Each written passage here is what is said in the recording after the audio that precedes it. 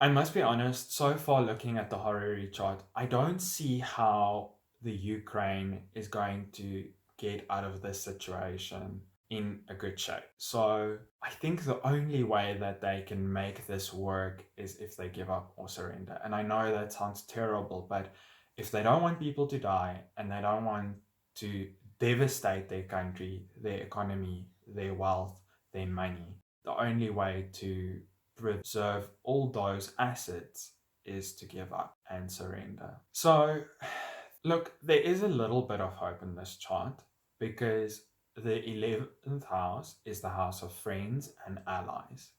And as you can see, the 11th house is quite fully occupied. So it's got 3 planets there. So what is looking optimistic is the fact that Jupiter is in its own sign, Pisces. The Sun is there and Mercury is there. So it does show that the Ukraine does have allies. And it does show that there are people who care, because remember, Pisces is a caring sign because it's a water sign.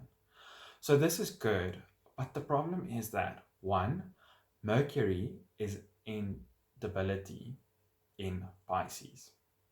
So it's in full in Pisces.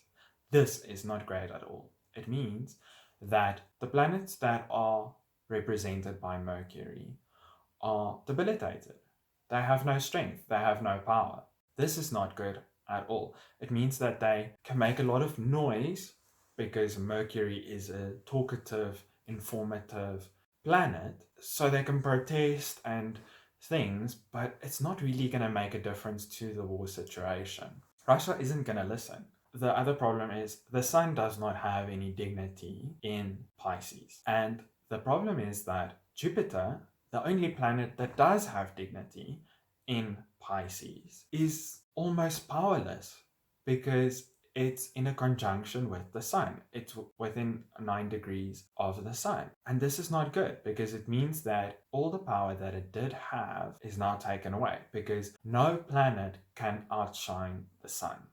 The Sun is the brightest star in our solar system. And the Sun doesn't have dignity. So Mercury isn't in debility. It's not under the sunbeams like Jupiter is. But Jupiter is under the sunbeam, so it has no power.